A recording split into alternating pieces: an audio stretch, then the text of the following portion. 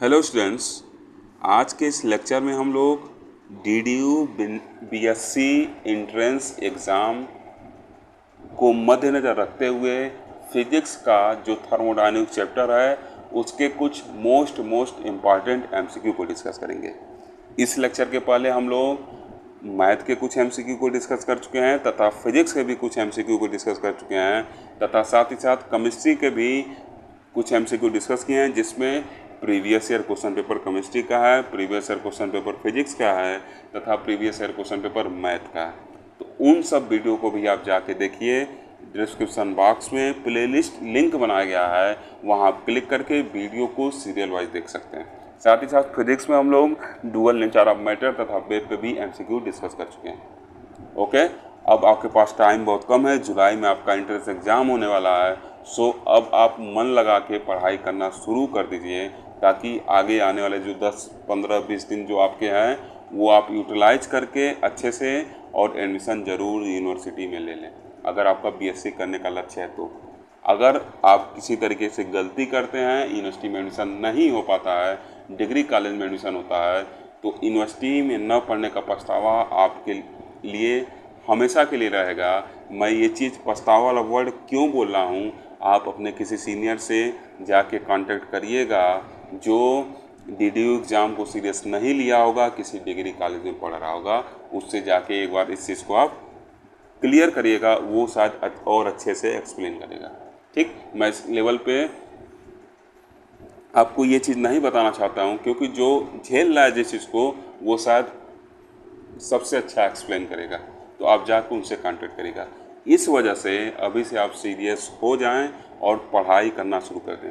इस चैनल पर आपको सब कुछ प्रोवाइड किया जाएगा, क्योंकि अभी तक DDU के लिए कहीं कोई चैनल नहीं था, बच्चों को भटकना पड़ता था। उसके मद्देनजर रखते हुए थोड़ा सा लेट हम लोग ज़रूर स्टार्ट किए, लेकिन एक क्वालिटी कंटेंट आपके सामने ला रहे हैं। आप उसको पढ़िए और पढ़ के अपनी एक सीट एंट्रेंस एग्ज़ाम के थ्रू DDU में ज़रूर कंफर्म कर लीजिए तथा साथ ही साथ चैनल को सब्सक्राइब करिए और अपने दोस्तों तक भी शेयर करिए, क्योंकि आप जैसे ही एडमिशन लेंगे तैसे ही आपको फिर क्लास करना होगा DDU में, या किसी कॉलेज में ही अगर मान लीजिए लेते हैं तो क्या होगा, जब क्लास करेंगे, कॉलेज करेंगे, तो आपको क्वालिटी कंटेंट की ज़रूरत पड़ेगी। वो क्वालिटी कंटेंट भी इस चैनल पर आपको first year, second year, third year, साथ साथ MSc first year, second year, मतलब 5 साल तक लगातार आपको इस चैनल पर मिलेगा। तो आप चैनल को सब्सक्राइब करें और अपने दोस्तों तक शेयर करें तथा जो भी वीडियो देख रहे हो उस पर अपना फीडबैक भी जरूर दें। अगर आप अपना पॉजिटिव फीडबैक देंगे तो हम लोग को एक एनर्जी मिलता है, जिससे अगले वीडियो को डालने में काफ़ी ज़्यादा हेल्प मिलता है। आप देख के छोड़ देते हैं, क्या कमी है, क्या सजेशन है, क्या आपका वैल्यूएबल फीडबैक है, अगर नहीं देते हैं तो फिर आगे एनर्जी उतना नहीं मिलता है कि वीडियो बनाई जाए। तो अगर आपको वीडियो चाहिए तो आप फीडबैक ज़रूर अपना दें, ज़रूर कमेंट करके बताएं कि सर इस जगह पे आप थोड़ा सुधार करिए, सर आप ऐसा पढ़ा रहे हैं, क्या कर रहे हैं, मतलब जो आपको लगता है। आपके पास डिस्क्रिप्शन बॉक्स में टेलीग्राम लिंक भी है, वहाँ भी जाके जुड़ सकते हैं, इंस्टाग्राम पे भी जुड़ सकते हैं तथा व्हाट्सअप नंबर भी है, वहाँ पर भी आप जाके जुड़ सकते हैं। ओके, अब ये डिपेंड करता है कि आपको कैसे पढ़ना है। मेरा चैनल आपके साथ 24/7 और क्या है खड़ा है। अब आपको ये देखना है कि आप इस चैनल का उपयोग करके क्या एडमिशन ले पाते हैं कि नहीं। ओके, चलिए लेक्चर को स्टार्ट करते हैं। देखिए, सबसे फर्स्ट क्वेश्चन कर रहा है कि an ideal gas is compressed to half its initial volume using several process, which of the process results in the maximum work done on the gas. ठीक, कोई आपका एक आइडियल गैस है जिसको कंप्रेस कर रहे हैं, क्या कंप्रेस करके क्या कर रहे हैं, जो सेवरल प्रोसेस है। कौन कौन सा प्रोसेस है दिया गया है, एडियाबेटिक प्रोसेस है, आइसोबारिक प्रोसेस है, आइसोकोरिक प्रोसेस है और आइसोथर्मल प्रोसेस है। और कह रहा है कि किस प्रोसेस में आपका जो वर्क डन होगा क्या होगा, मैक्सिमम होगा। तो मान ले रहे हैं ये आपका क्या है, PV डायग्राम है। ठीक, मान लीजिए ये आपका क्या कुछ इस तरह हो रहा है, ये V/2 है और ये मान लीजिए V था आपका। अब क्या कर रहे हैं, आप इसको कंप्रेस कर रहे हैं, तो देखिए ये कंप्रेस किए तो ये क्या हो गया आपका आइसोबारिक कर्व हो गया, ये क्या हो गया आपका आइसोथर्मल कर्व हो गया, और ये क्या हो जाएगा आपका एडियाबेटिक कर्व हो जाएगा। और आइसोकोरिक कर्व तो क्या होगा, कांस्टेंट होगा, उसमें तो वॉल्यूम कांस्टेंट होगा आइसोकोरिक में। तो देखिए अगर जो वर्क डन होता है वो क्या होता है, एरिया अंडर द कर्व होता है। तो जो एडियाबैटिक प्रोसेस है उसका एरिया क्या है, सबसे ज़्यादा मिल रहा है। इसका मतलब क्या होगा, एडियाबैटिक प्रोसेस पर जो वर्क डन होगा वो क्या होगा, आपका मैक्सिमम होगा। चूँकि नंबर ऑफ क्वेश्चन 30 के अराउंड है, इस वक्त मैं थोड़ा तेज़ बताऊंगा। मैं ये मान रहा हूँ कि आप इंटर अच्छे से पढ़ें और एग्ज़ाम CUT की भी तैयारी किए होंगे तो इससे टफ क्वेश्चन भी पढ़े होंगे। सो आपको इसको समझने में कोई दिक्कत नहीं होना चाहिए। ओके, अगर फिर भी दिक्कत होता है तो आप कमेंट करके उस अपनी दिक्कत को व्हाट्सएप पे, टेलीग्राम पे ज़रूर दूर करें। ओके, तो क्या हो जाएगा, फर्स्ट नंबर क्वेश्चन का फर्स्ट नंबर ऑप्शन होगा, मतलब in adiabatic process the work done will be the maximum. Okay, second number question कर रहा है कि the coefficient of performance of refrigerator is 5 if the temperature inside the freezer is -20 degree Celsius, the temperature of the surrounding to which it reject heat is।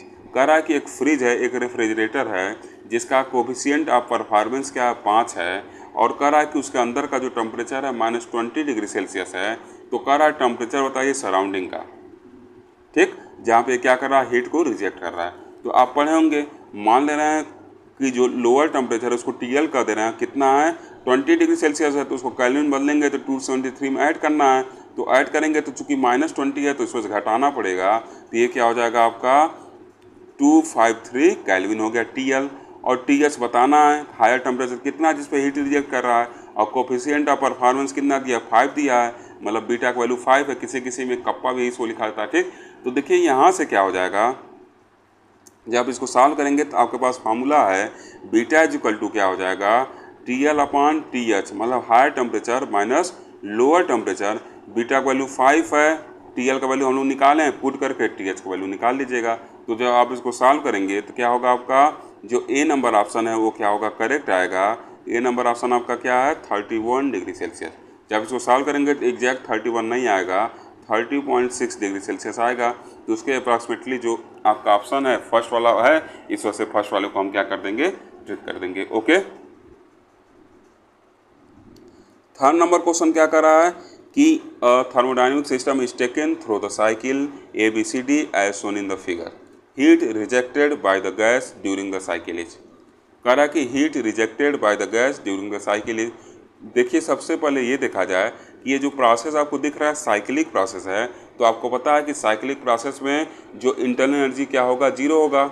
और according to thermodynamics first law आप जानते हैं कि del Q क्या होता है, heat added to system, वो क्या होता है del U plus del omega के बराबर होता है। चूंकि इंटरनल एनर्जी 0 है क्योंकि साइक्लिक प्रोसेस है। अब देखिए डेल ओमेगा की बात की जाए तो डेल ओमेगा क्या है, ये जो प्रोसेस हो रहा है ये क्या हो रहा है, एंटी क्लॉकवाइज हो रहा है।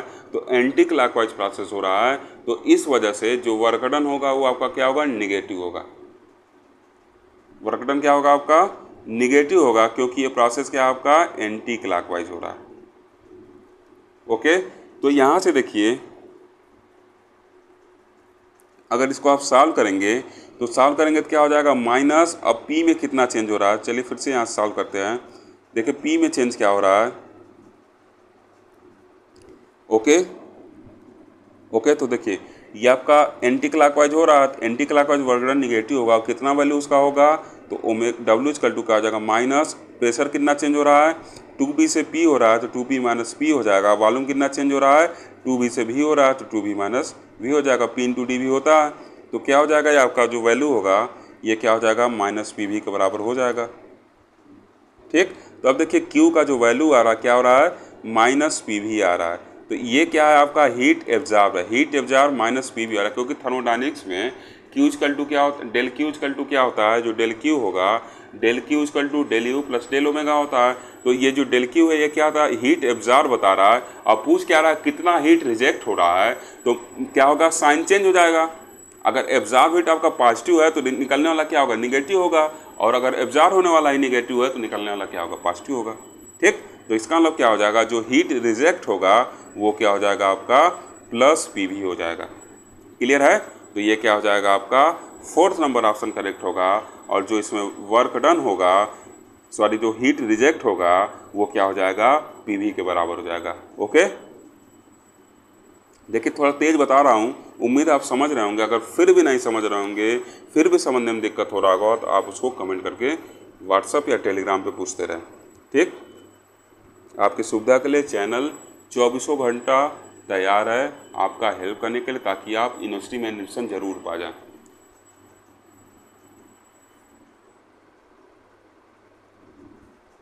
अब देखिए कह रहा है 4 नंबर क्वेश्चन कि an engine has an efficiency of 1/6 when the temperature of the sink is reduced by 62 degree celsius its efficiency is double the temperature of the source is. इसको मैं सॉल्व नहीं करूंगा, हिंट दूंगा, आप solve करिएगा, अगर solve नहीं होगा तो पूछिएगा। ठीक, देखिए सबसे पहले क्या करा कि एक इंजन है जिसका एफिशिएंसी क्या है 1/6 है। आपको पता है एफिशिएंसी ईटा इक्वल टू क्या होता है 1 माइनस सोर्स का टेम्परेचर अपॉन सिंक का टेम्परेचर होता है। तो एफिशिएंसी 1/6 है तो यानी इक्वल टू 1/6 और यहाँ क्या हो जाएगा 1 माइनस T2/T1 हो जाएगा। ठीक, जब आप इसको सॉल्व करेंगे तो T2/T1 का वैल्यू कितना निकल के आएगा 5/6 निकल के आएगा। अब क्या करा कि इसका एफिशिएंसी डबल हो जाता है अगर टेम्परेचर क्या हो जाए आपका 62 डिग्री सेल्सियस क्या हो जाए रिड्यूस हो जाए सिंक का। तो अब जो नया फॉर्मूला निकलेगा उसमें क्या रख देंगे हम लोग 2 eta equal to 1 minus T2 minus 62 upon T1। इसको रख के आप सॉल्व करिएगा, यहाँ से T1 का वैल्यू निकालिएगा।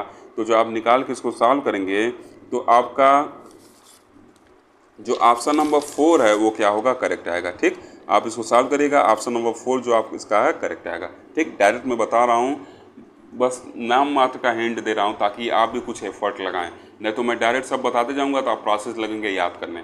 क्योंकि आप कंपटीशन एग्जाम बैठ रहे हैं इसलिए आपको प्रोसेस सीखना है, याद नहीं करना। इस वजह से हिंट बहुत कम दे रहा हूँ, आपको बुरा जरूर लग रहा होगा लेकिन आपके फ्यूचर पॉइंट ऑफ व्यू को देखते हुए कर रहा हूँ।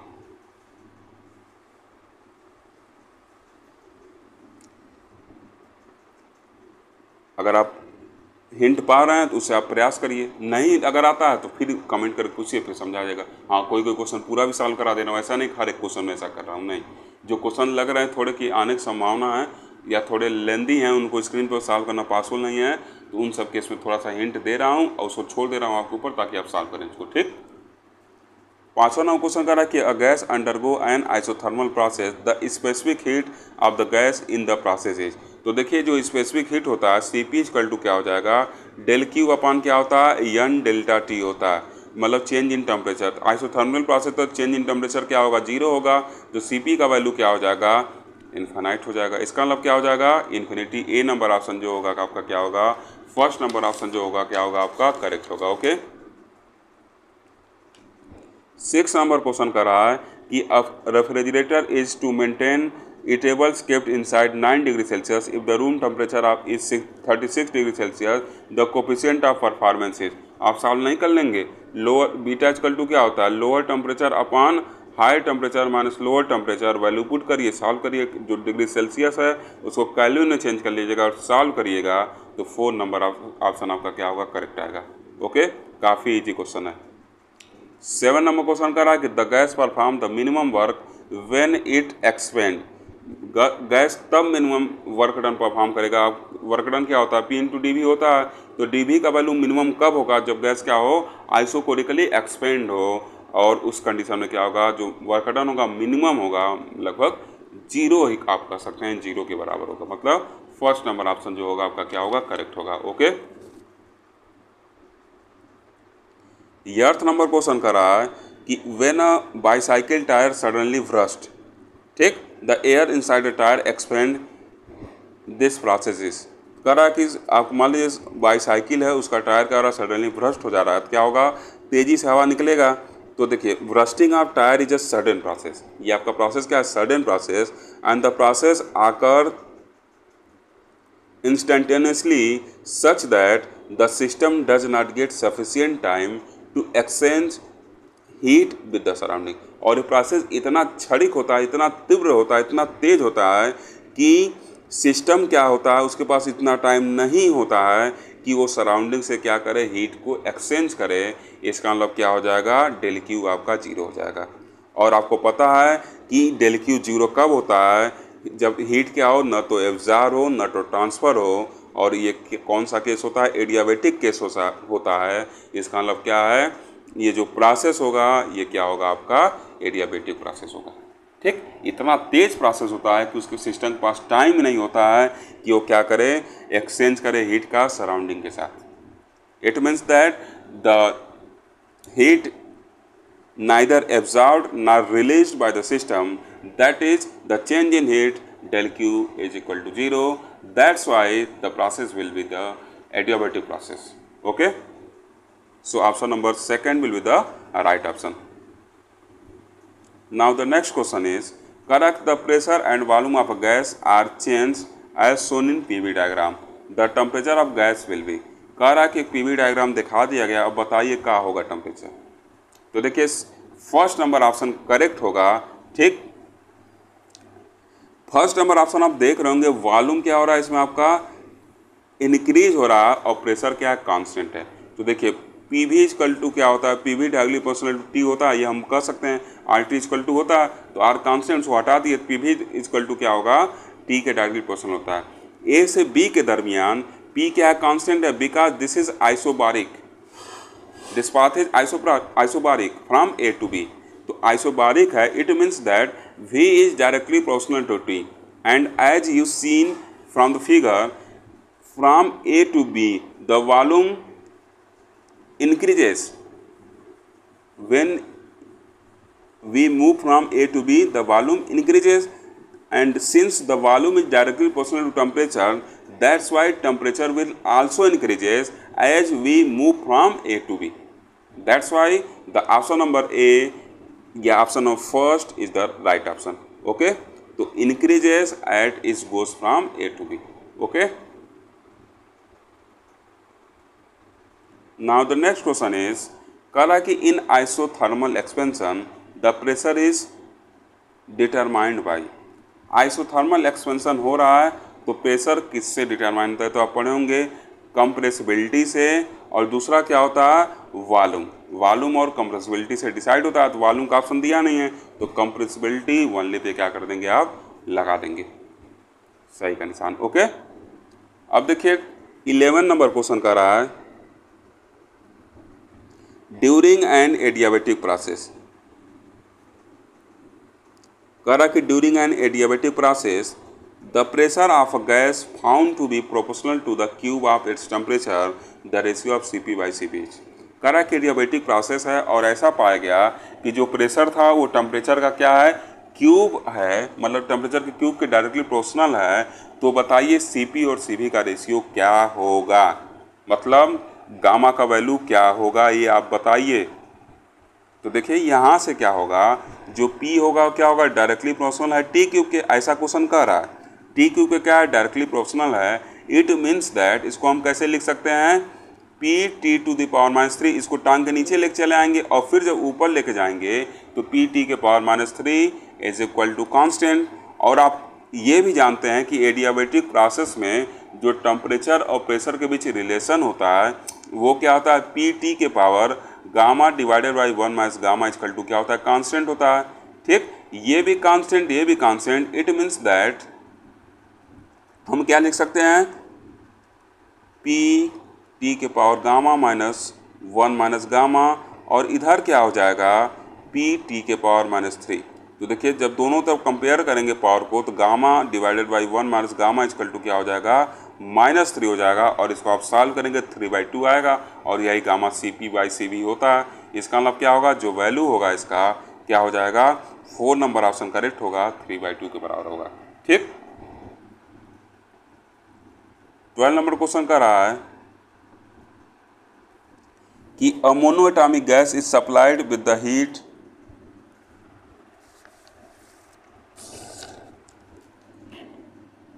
Q very slowly keeping the pressure constant, the work done by the gas is, heat क्या हो रहा है, बहुत स्लोली क्या हो रहा है, सप्लाई हो रहा है, और क्या है इसमें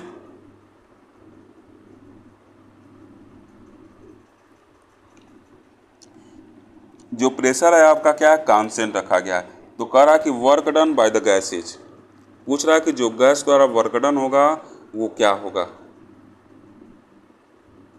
तो देखिए इसका क्या होगा, थर्ड नंबर ऑप्शन क्या होगा, करेक्ट होगा।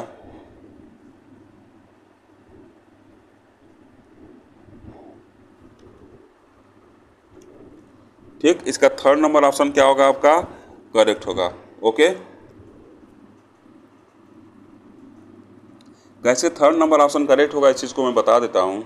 देखिए जब del Q by U Q निकालेंगे तो सी पी बाई सी भी आएगा, सी भी बाई सी पी आएगा, ठीक, ये वैल्यू आएगा और ये क्या होगा आपका 3/5 के बराबर होगा, ठीक। कौन सा केस है, मोनोएटॉमिक गैस है, 3/5 बराबर ये आ गया। अब यहाँ से देखिए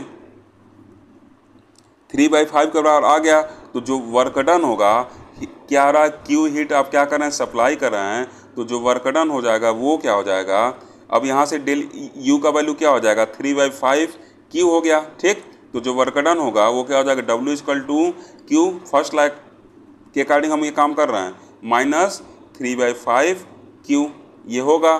तो यहाँ से क्या हो जाएगा, जिसको आप घटाएंगे तो क्या आएगा आपका, जो थर्ड नंबर ऑप्शन है वो आपका क्या आएगा, करेक्ट आएगा, 2/5 क्यू के बराबर होगा। Okay,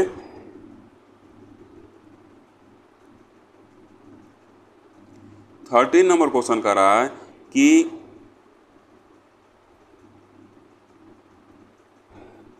the variation of molar heat capacity at constant volume CV with temperature T for a monoatomic gas, for a monoatomic gas, ठीक। ये लिखा हुआ ग्राफ बना हुआ और पूछ रहा है मोनोएटॉमिक गैस के लिए क्या इसका कंडीशन होगा। तो देखिए मोनोएटॉमिक गैस पूछा है, सबसे पहले देखिए आपको पता है कि CV = क्या होता है, CV = F/2R होता है, ठीक। जहाँ F डिग्री ऑफ फ्रीडम है तो मोनोएटॉमिक गैस के लिए क्या होगा, ये F का वैल्यू 3 होगा, 3/2R होगा। तो देखिए यहाँ से आपको लग रहा है क्या कि CV का ही टेम्परेचर पर डिपेंड कर रहा है, नहीं कर रहा है। इसका मतलब क्या है, CV क्या होगा, टेम्परेचर डिपेंडेंट होगा। आप टेम्परेचर बढ़ाते जाइए CV कोई फर्क नहीं पड़ेगा, वो 10 का 10 क्या होगा, कांस्टेंट होगा, ठीक। तो क्या हो जाएगा यहाँ से, जो थर्ड नंबर ऑप्शन है करेक्ट होगा, क्योंकि CV देखिए टेम्परेचर बढ़ रहा है तब भी क्या है, कांस्टेंट बना हुआ है। ओके, 14वां क्वेश्चन कर रहा है कि देखिए लेक्चर थोड़ा लंबा जा रहा है इसलिए मैं थोड़ा तेज पढ़ रहा हूँ, आपको कहीं डाउट होगा तो आप उसको पूछते रहिएगा। ओके, अब देखिए यहाँ पूछ रहा है कि 14वां question, the molar heat capacity in case of diatomic gas if it does a work of Q/4 when heat Q supplied to it each, ठीक। तो देखिए क्या हो जाएगा, यहाँ से मैं डायरेक्ट बता रहा हूँ,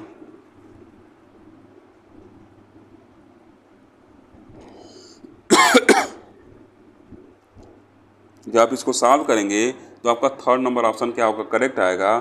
थोड़ा सा हिंट दे रहा हूँ, Q = क्या लिखिएगा, W + del U लिखिएगा फर्स्ट लॉ के अकॉर्डिंग, और W क्या दिया है आपका, Q/4 दिया है, तो del U क्या हो जाएगा आपका, 3Q/4 हो जाएगा, ठीक। del U का वैल्यू निकल गया, और आपको पता है del U = क्या होता है, NR ΔT/Γ -1 होता है।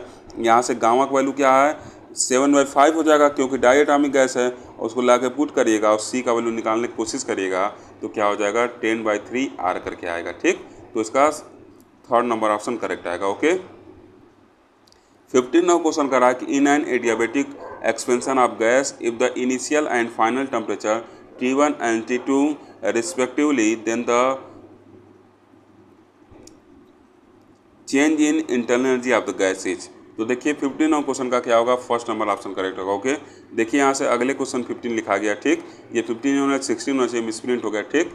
चलिए यहीं पे लेक्चर को फिनिश करते हैं, अगले लेक्चर को फिर बना दूंगा पार्ट 2 करके, उससे फिर हम लोग थर्मोडायनामिक्स का कुछ 15 क्वेश्चन और डिस्कस कर लेंगे। ओके, क्योंकि लेक्चर काफ़ी लंबा जा रहा है, लंबे लेक्चर में आपको असुविधा होती है देखने में, इस वजह से मैं यहीं पे लेक्चर को क्या कर दे रहा हूँ, फिनिश कर रहा हूँ। अगले लेक्चर में फिर क्या करेंगे, यहाँ पे क्लोज कर दे रहा हूँ। अगले लेक्चर में फिर क्या किया जाएगा, नेक्स्ट क्वेश्चन से कंटिन्यू किया जाएगा। Okay, thank you, till then take care.